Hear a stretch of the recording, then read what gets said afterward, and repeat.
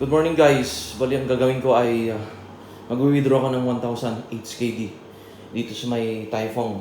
Ang gagawin ko ay mag-check balance muna ako, then tignan natin kung magkano ang makakaltas, no. So 8KD ang i-withdraw ko. Ang currency kasi dito ay Macau.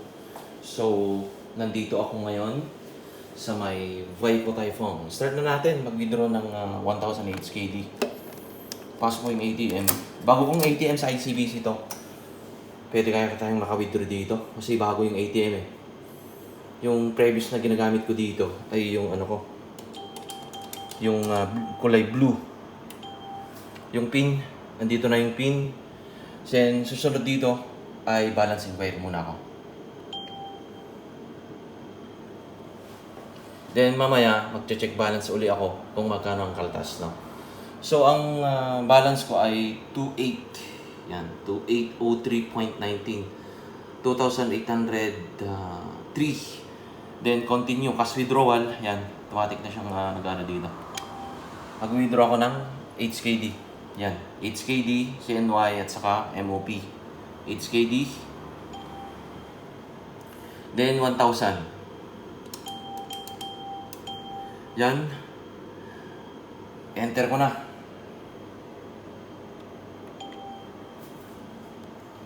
So, 2,803 kanina, 0.19.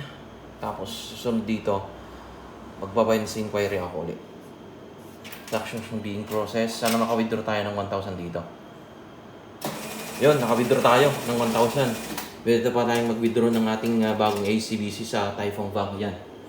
Pwede kang sa Mastercard, Ctrl, Visa, Jet Payment, card. Last option natin.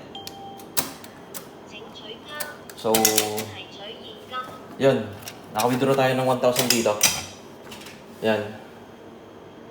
Then, ang susunod dito, dahil naka-withdraw tayo ng 1,000, 2,803 yung ano natin kanina. Then, babalancing inquiry ako dito. Then, una, gagawin ay papasok yung ATM. Una natin ginawa kanina. So, balance inquiry lang naman to. Mabilis lang to. So, panoorin mo na hanggang matapos ng video ko, Patrets, malaman mo kung magkano ang kaltas, no? Yung pin mo. And susunod dito, enter. Yan ang na-withdraw ko, 1,000 HKD. Then, balance inquiry. Yan. Balance inquiry lang tayo dito. Yan. Nagpro-process na yung ATM. 177.1. So, computin mo na 2.8 kanina, 1,771.69 yung balance ko ngayon. Cancel ko na. Pwede mo nang cancel directly sa inyong pinakamababa sa ATM. Yan. Automatic siyang mag-ano. So, ito na yung 1,000 ko na na-withdraw. Yan.